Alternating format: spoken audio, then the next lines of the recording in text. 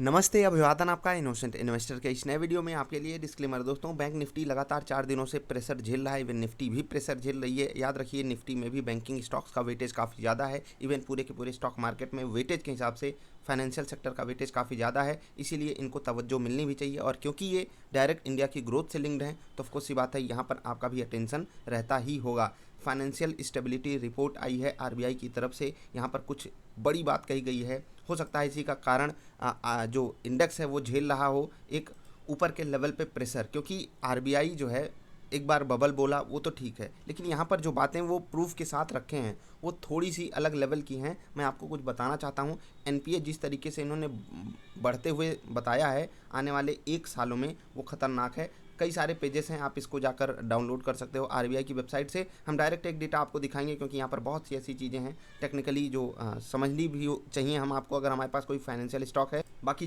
जिस टॉपिक पे, जिस चीज़ पे मैं ये वीडियो बना रहा हूँ वो है एनपीए, और वही मैं आपको दिखाऊंगा। पेज नंबर 2 पे हम चलेंगे, ठीक है। जो इनका डेटा है वहाँ पर ये पॉइंट इन्होंने मेंशन किया है, हम वहीं चलते हैं। मैं स्टेबिलिटी रिपोर्ट पढ़ रहा था तो पेज नंबर 2 पे मिला, मैंने सोचा ये आपके साथ ज़रूर शेयर करना चाहिए। लगभग 11% के आसपास, जी हाँ, यहाँ पर आप पढ़ सकते हो मैक्रो स्ट्रेस टेस्ट। यहाँ पर आप देखिए, ये आई होप आप सबको दिख रहा होगा। थोड़ा सा जूम इन कर लीजिएगा जिससे कि कोई तकलीफ ना हो।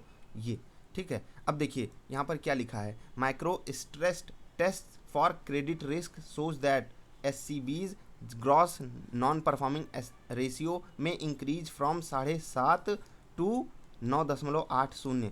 ये तो ठीक है, मतलब ये 10% पे आ जाएगा, लेकिन बेस लाइन सिनारियो का ये है, अगर स्ट्रेस्ड सिनारियो हम निकालें तो वो 11.22% पे आ रहा है, जो कि काफ़ी खतरनाक लेवल है। अब ये डेटा हम आप सबको भले एक बार देखने में लगे कि अरे कोई बात नहीं, सरकारी बैंकों के जो एनपीएज होते हैं वो तो ऐसे रहते ही हैं, लेकिन अगर हम ओवरऑल जोड़ जाड़ के देखें ना, तो सच में ये खतरनाक नंबर है। और पूरा बैंकिंग सेक्टर इससे कैसे डील करेगा, वही इन स्टॉक्स की ग्रोथ पे बड़ा फैक्टर, बड़ा रोल प्ले करने वाला है। ठीक, अभी तो बाजार में लिक्विडिटी है, सारे स्टॉक्स चल रहे हैं, तो बैंकिंग भी चल जाते हैं, ऑफकोर्स सी बात है, चलेंगे ही। हम अभी क्वालिटी देख रहे हैं, हम उसके अंदर क्या इशू चल रहा है उसको हम एज ऑफ नाउ इग्नोर ही कर रहे हैं। ठीक, तो आप ये रिपोर्ट जाकर पढ़ सकते हो। अगर आप कहोगे नीचे कमेंट में तो मैं इसको टेलीग्राम पे डाल दूंगा, आप वहाँ से डाउनलोड कर सकते हो, टेलीग्राम से जुड़ जाइएगा। अब बात कर लेते हैं निफ्टी बैंक की।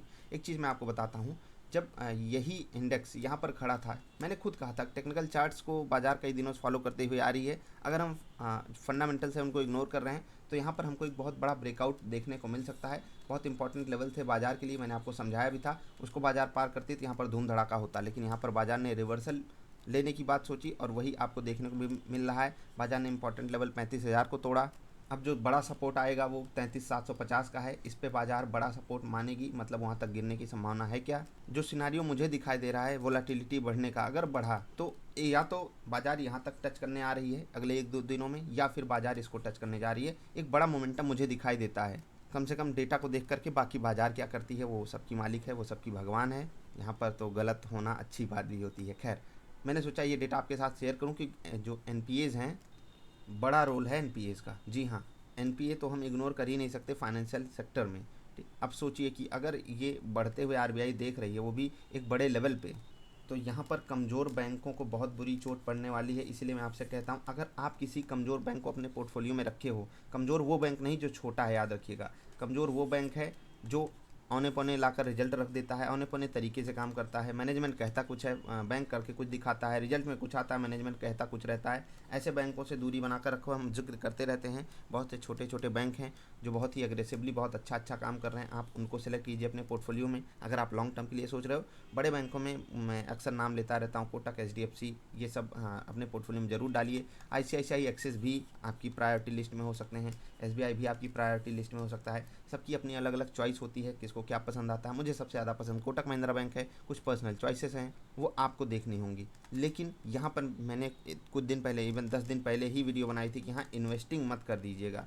इन्वेस्टिंग के लिए आपको इंतज़ार करना चाहिए। मैं तो कहता हूँ आप इन्वेस्टिंग के लिए 3 से 5 साल भी इंतज़ार कर लोगे तो कोई तकलीफ़ नहीं होगी। अब आप में से बहुत से लोग आएंगे और कहेंगे कि ये तो स्टॉक्स भाग जाएंगे। लोग कहते हैं 3 साल के लिए इक्विटी में पैसा लगाओ, नहीं, 3 साल के लिए इक्विटी में वो एसआईपी के माध्यम से पैसा लगाने के लिए बोलते हैं। मैं आपको एक साथ पैसा लगाने के लिए बोल रहा हूँ 3 शिफ्ट में 20, 30, 50 इसके लिए आपको इंतज़ार करना पड़ता है। 20% भी अभी डालने का बाज़ार में समय नहीं है इन्वेस्टिंग के लिए, तो इंतज़ार कीजिए। जो लोग स्विंग ट्रेड कर रहे हैं वो थोड़ा सा बैंकिंग स्टॉक में अगर पोजीशन बनाए तो अलर्ट मोड में बनाए, क्योंकि यहाँ पर बड़ा मोमेंटम आने वाले समय में देखने को मिल सकता है, खासकर छोटे बैंकों में।